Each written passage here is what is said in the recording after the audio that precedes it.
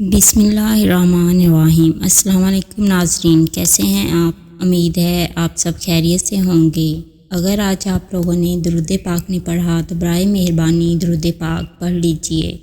آج کا ہمارا واقعہ ہے حقیقی ہمدرد۔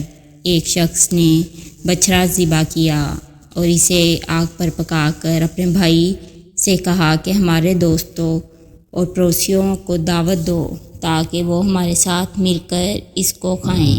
اس کا بھائی باہر گیا اور پکار کر کہا، اے لوگو، ہماری مدد کرو، میرے بھائی کے گھر میں آگ لگی ہوئی ہے۔ کچھ ہی دیر میں لوگوں کا ایک مجمع نکلا اور باقی لوگ کام میں لگے رہے جیسے انہوں نے کچھ نہ سنا ہو۔ وہ لوگ جو کہ آگ بجھانے میں مدد کو آئے تھے، انہوں نے سیر ہو کر کھایا پیا تو وہ شخص اپنے بھائی کی طرف تعجب سے دیکھ کر کہنے لگا، یہ جو لوگ آئے تھے میں تو انہیں نہیں پہچانتا اور نہ میں نے پہلے ان کو دیکھا ہے، پھر ہمارے دوست احباب کہاں ہیں؟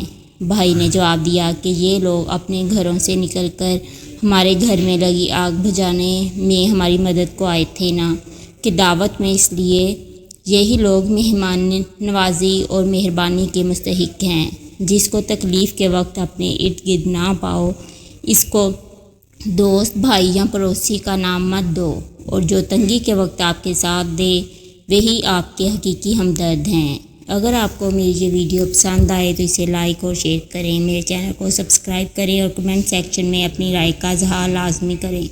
شکریہ۔